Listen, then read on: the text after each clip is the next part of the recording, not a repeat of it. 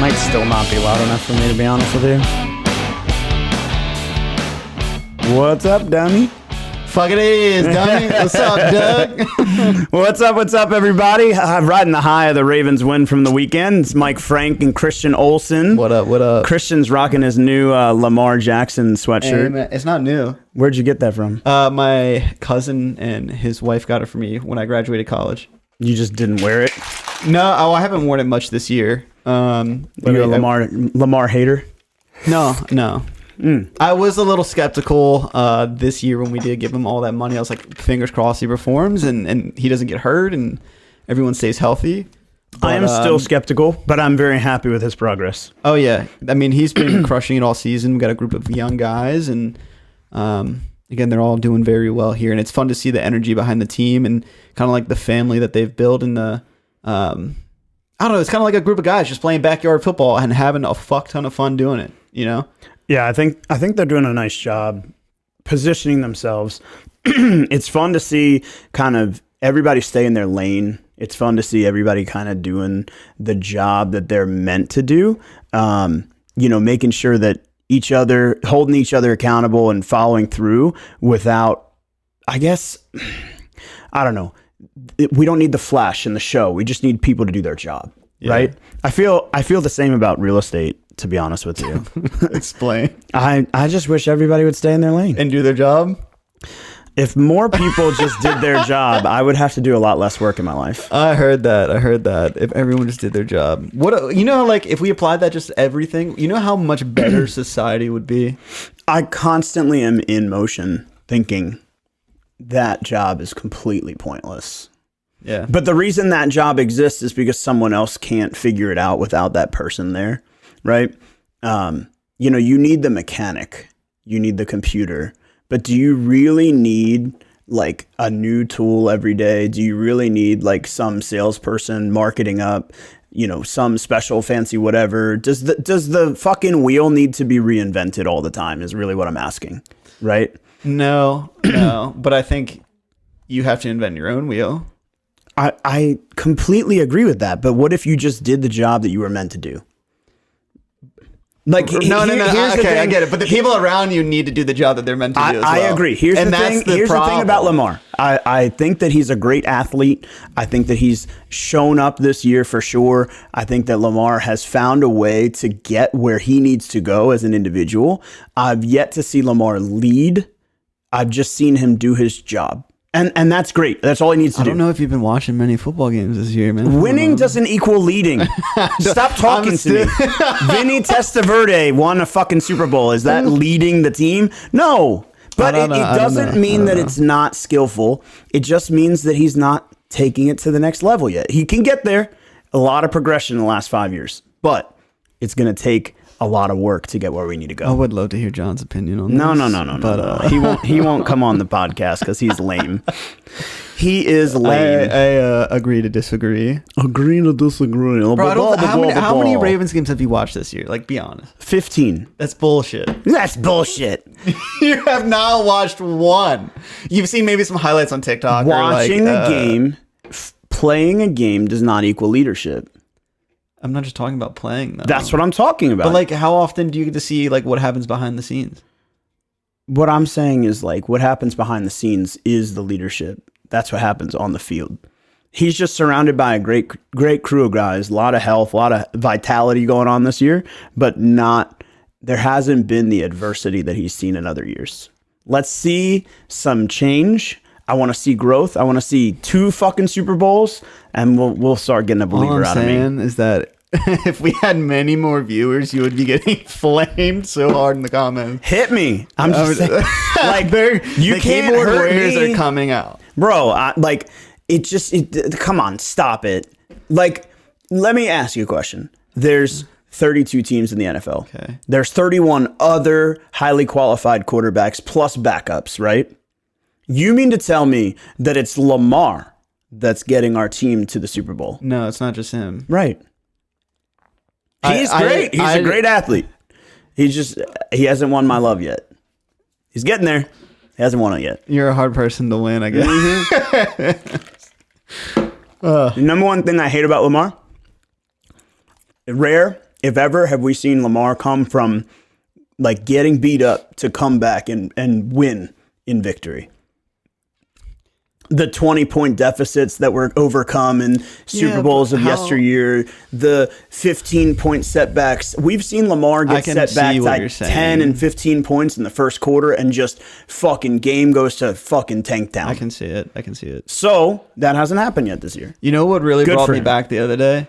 I saw this highlight on I don't know, ESPN or fucking Red Zone or something, where they took a step back in time to when Joe Flacco was on the Ravens and played the Broncos, and they had that like bomb of a pass to Jacoby Jones in like the last quarter. Dude, I remember being in my hockey game during that entire playoff game. Our hockey game ended. We all got in the lobby of this arena, like our where we played hockey at, and there was a TV up in the top corner. We were all just sitting there watching it. Both teams, every person that came to attend that was just settled in this lobby watching this game. So like, and then Flacco just launches it and catches it. We lose our fucking mind. There's a great example, right? Yeah, that is Joe a great example. Flacco's won a Super Bowl. Is he a better fucking quarterback than Lamar? I know. So, I don't know. By fucking standard, winning the game doesn't make you good. Okay, who do you think was a better leader? Flacco. Okay. But do you think it's time, okay, like time will tell, but by that standard, winning does not equal better. And I don't know like, if he wins, he's just adding a notch into it. Not that I agree with your point. I think there's to a certain degree, but like, have we ever had? I have to make sure for the followers that I don't agree with Mike's point. No. But like, have we ever had a true offensive person that was a leader? I think a lot of our leadership came from the defense. Yeah. Did it not? Yeah.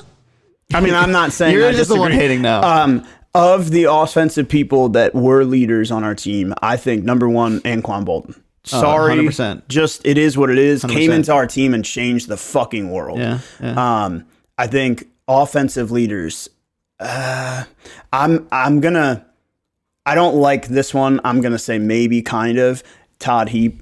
Dude, you've got a lot of love, but I'm not sure that he was a leader. Yeah. I'm not sure that he was a leader. He was good. I'm not sure that he was a leader. Who else would I say was a leader? Offensive leader. I'm just gonna keep my mouth shut. Well, there's my point, right? Like a lot. Like you think of the biggest Ravens leader in all of history. Who do you think it would be? Ray Rice. You mean Ray Lewis? I'm Ray Lewis. Sorry. Yeah. Ray Rice was my offensive leader that I didn't say. We all saw that. Sorry. Ray Lewis for sure. Mm-hmm. For sure. And who was right there with him? You look at Ed Reed as well. Yeah. Terrell Suggs. Like a lot of our leaders. It's funny. I don't think Suggs was a leader that Ed and Ray were. I just don't. No, but I think it was a different time though, because that's what I'm trying to say. When they were out of Lamar, the league, Lamar's there. Lamar's got my love, but I just don't see it. He's not the person that I would have put my money behind prior to this season. Yeah. Winning a Super Bowl definitely changes my mind. Doesn't mean that I want to have him forever. I don't know what to say to you anymore. I don't know. All right. Did you watch any of the playoffs games? Back to real estate world. So today we were talking about some common pitfalls to avoid in real estate. And it's funny because we kind of always end up in the same place, neglecting your home maintenance, minor issues. I had a home seller tell me the other day, there's a leak in the ceiling. Well, it's not a leak, but it's a stain. And I said, well, where did it come from? She goes, well, I don't know, but it stopped. I went, okay, probably from the roof, right? And she's like, well, no, I mean, we don't know that for sure. I'm like, that is a maintenance issue that you've just neglected. Yeah. Right? And it's going to cost you in the long run, whether you think about it now or later. Like, just take care of it. It's very similar, not similar, but the same analogy can go to your car, right? You buy a car, you're going to have to maintain it. You're going to change the oil, change the tires. You're going to keep it up like to speed, right? You want it to be a well-oiled machine. We're just going to move past that one. I'm not listening to my wife about this right now. Why? Well, I don't care. Whatever. But it's these ideas, the common maintenance, the personalization, the ignoring the curb appeal, the value of the property when somebody drives onto it, understanding what you're doing in the life that you own the home. When's the last time you changed your air filter for your house? Do you have probably for some reason October, but I'm gonna assume that that's wrong because we got married in October or in September. Maybe it was October because I'm thinking it was October. I don't know. Well, then good for you. Yeah, right. Because I know a lot of people probably haven't done that in years. Honestly, like you're supposed to do it once every month if you have the HVAC guys, right? Every 3 months if you go online, whatever. But I mean, I think for most people, it's probably 6 or even more. I was going to say, yeah, 6. To be honest. And I think that neglecting these things can really impact your home's value. One thing that I found really interesting was not DIYing beyond your ability. That was an interesting one because we just had one of our clients, Michaela and Ralph Restituyo, redid like a wainscoting in their bedroom, a DIY project. And I talked her through it. We talked about it a lot. And she actually did a ton of research, which made me feel really good. And then the after effect, it looked pretty in pictures and video. I haven't seen it myself. But the thing that I immediately thought of is when I walk into a house and I go, oh, these guys were DIYers. Dude, that was going to be I can tell it. 100%. Immediately opening up the door, I'm like, yep.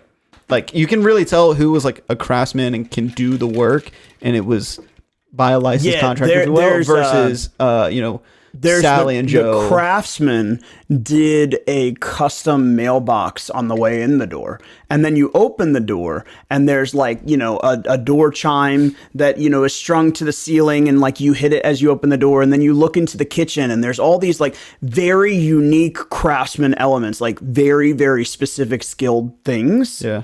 And then I hired a contractor to do that. The kitchen is beautiful, but the hallway was never painted, right? Like I hired a contractor to do that.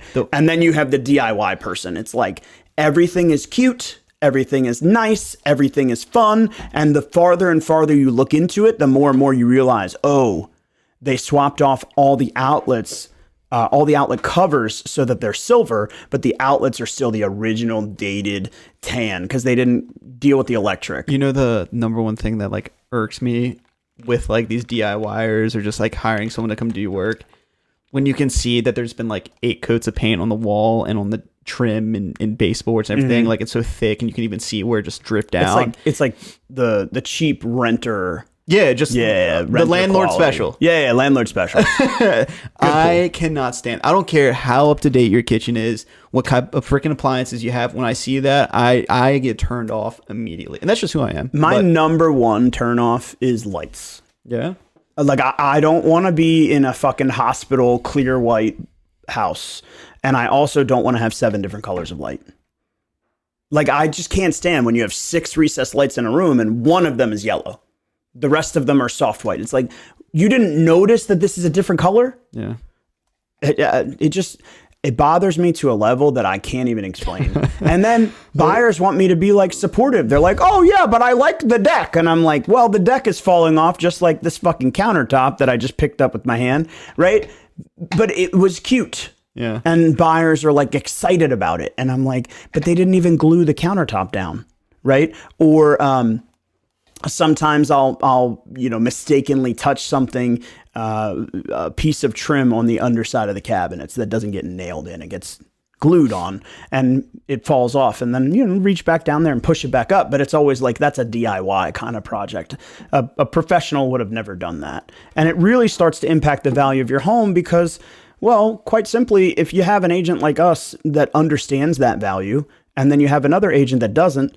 Well, all of a sudden you got one offer from the agent that didn't, but an agent like myself is going to talk to them about other things that were neglected, like the roofing and the HVAC unit and the electrical. And here's my concern for the plumbing. And I see that they put in a new, vanity and it's pretty, but like when we look under here, you could see that there's been some leaking and corrosion on the water faucet, and now we're talking buyers out of the opportunity to buy that house. Yeah. Thus impacting your value by not getting multiple offers. If you can't put together a piece of IKEA furniture without messing up one little step, you shouldn't be DIYing jack shit in your property. In fairness, though, I would say that differently. If you can't put together a piece of IKEA furniture without messing up one little step and finishing it to make it look good, right? Like not messing up one step is really fucking hard.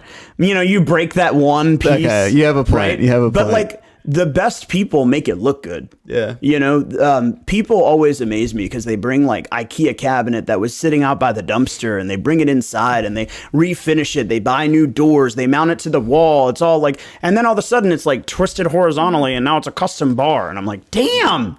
Right. But then you have the other people that can't figure out how to put it together without it being like wavy or like, you know, you touch it and it like, does this thing.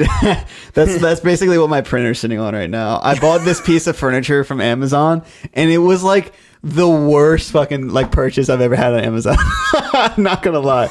Dude, okay, so it's just a shelf, a couple pull-out drawers, nothing crazy. It comes with the worst screwdriver, and I'm literally like screwing into the side of this thing with no holes ever made. The first rule is to like use your own tools. I didn't have one. So in the halfway through, I'm like, I can't do this anymore. My hand hurts. So I went to buy like one of the small, like little handheld electric screwdrivers. It didn't have enough power to really get the screws going through it. Christ. But I just tanked through it all. I was like, whatever, this thing's gonna be a little wobbly. I'm dead. I'm never gonna move it. When I move out of Amanda's, I'm just gonna throw it off the top floor and see a crack on the ground. People be it was a wild. struggle. It was a struggle. And then the worst part, when I walk into Home Depot, I always feel like, man, I'm really going to accomplish some shit. I've never built anything in my life, but I'm a fucking contractor today. And I go in there, I could not find what I was looking for. And this Didn't ask for any help. No, either. no, I did. But this does not make it the story any better on my part. The person that was in the aisle was this old like woman, like a grandma that was like doing electrical drill shit. And I was like, hey, like I'm here. I want to find one of these electrical handheld screwdrivers. Do you guys have any? She's like, oh yeah. Like this old woman knew exactly where they were and which one to recommend. And I couldn't fucking figure it out or find any of them. She's like, I like this one. This one helps with a lot of the stuff that I have to do. But you could get this heavy duty one. You could go Ryobi. You could go Milwaukee. Blah, blah. And I'm like, so funny. And dude, this is a whole thing. But like, it just goes to prove that if you were looking for a house right now and we were touring the property together, I would say, are you handy? And you would say, no, like, listen to this fucking awful, awful story. And I just say, you're not handy yet. Yeah. Right? Because to be handy is a skill. And most of us aren't taught that skill because our dad was a lawyer or a doctor, or maybe mom was a teacher and we didn't have time to do home improvement projects or whatever it might be. But becoming handy is something that I think is a rite of passage for a real estate consumer. Right? Yeah. You either believe in the product and you're going to improve it and bring value to it, or you're going to half-ass it and you're going to have something cute, which you bought at Target or IKEA or wherever, but you couldn't even put it together the right way. And it's like, is that the alignment that we want to put towards our biggest investment in our life? And I think about, all the hard work and diligence that went into Michaela's project over the weekend. And I just think, man, she could do the next thing and the next thing and the next thing. And I said, what's the next project you want to work on? What do you think she said? Fucking backsplash. It was. Yeah. It was backsplash in the kitchen. Yeah. And I was like, oh, that's a big job, right? Like cutting tile and everything. Oh, no, but there's sticky backsplashes. It's like, is that the way that you want to align the biggest investment of your life, right? Yeah. With a sticky backsplash. Now, I'm not saying you can't make it look good. I'm just saying that I think that it takes a skill to make it work. Not to mention, like, some of these, like, cheap DIY hacks for, like, designing your home and redoing it for really cheap, like the sticky backsplash or whatever it may be. I think about, like, the wear and tear over the years. When it really has the wear and tear, you'll be able to see the true quality of what it was rather than if it was professionally done. Like up front and right away, you might be able to... We were submitting an offer a couple weeks ago and I'm standing in the kitchen and it's cold. I'm kind of just standing like this, talking to my client. My client's standing like this with his jacket on, whatever. And he's like, yeah, I mean, I can fix that backsplash. And I was over to his right and I went, yeah, I mean, it's cheap. It's, you want to extend it throughout the whole kitchen. He's like, yeah, I mean, it's crooked. I mean, just like that, like just literally stood back. I'm just like, it's crooked. And then I stood there and I moved over in front of him and I went, oh yeah. And I walked over to it and I picked at it and it was a sticky backsplash. Now, in the immediacy, we didn't notice that it was a sticky backsplash. Kudos to the company that made it, but it was the quality of the DIY that made the difference. Yeah. It wasn't the fact that it was a sticky backsplash. It was the quality of the DIY. So it's like, do we take the time to evaluate it? do we take the time to position ourselves? I mean, this is our biggest investment ever. It's kind of, I'm going to associate it to like me. My wife makes fun of me because, I don't have the same mentality around money that she does. Well, she's in finance and that makes sense. But for me, I'm just like, yeah, it's only money. I mean, whatever. Right. But some people and people that are in that industry, it's very, very important. It's like the biggest thing that they do in life. And for me, it's just money. Like, I don't know, whatever. But when it comes to houses, it's like what I do. It's the most important thing, whether it's my house, an investment property, even my parents' property. I'm like, hey, let me get a screwdriver. I'm going to tighten the screws on your knobs and pulls on your cabinets, right? Yeah. I'm doing that routinely because they just become loose over time unless you glue them on, right? I think the overarching theme is here. Damn, I totally blanked. I was to say, think twice about using the get rich quick method for DIYs. Yeah, I mean, I agree. I think that there's a lot of DIY projects that people take on that they shouldn't, and there's projects that don't need to be taken on that are taken on. I feel like I could definitely do like the curb appeal. I feel like I could get that done. Bro, you could do curb appeal. You could do a bathroom renovation. The simple example of a bathroom renovation, you buy a property. It has, those little 4x4 tiles, white or tan or something like that. Yeah. And then it has, a shower tub and a toilet and a sink. And the sink was original from the contractor 30 years ago or whatever. It's got the little 4-light vanity and a mirror stuck to the wall.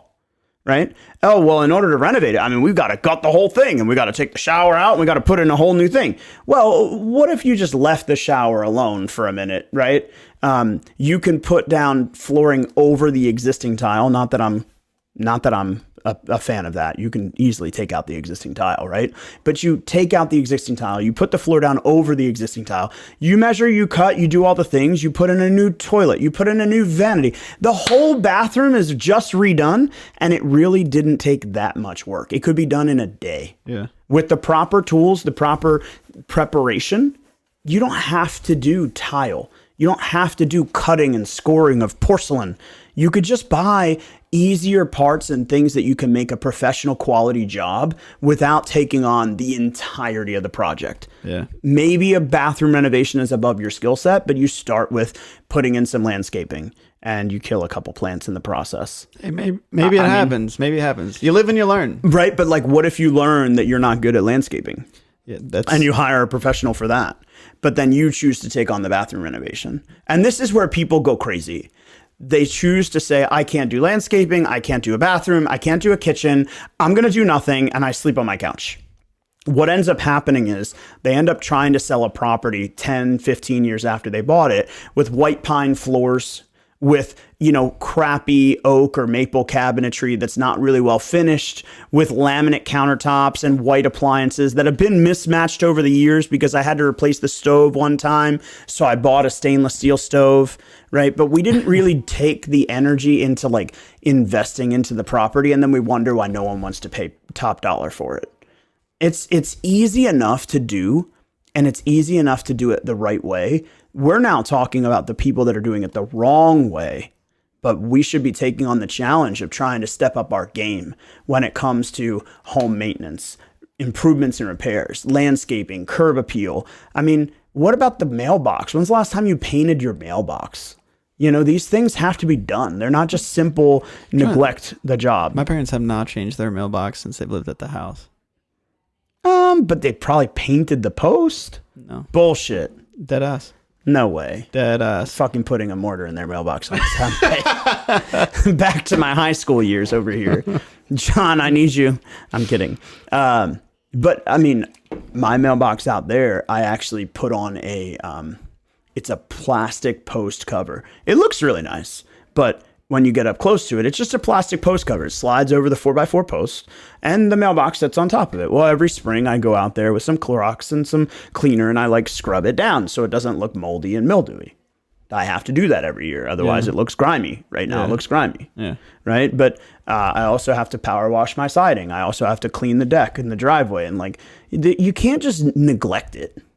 And I feel like people often leave it to the point that they're going to now sell their home.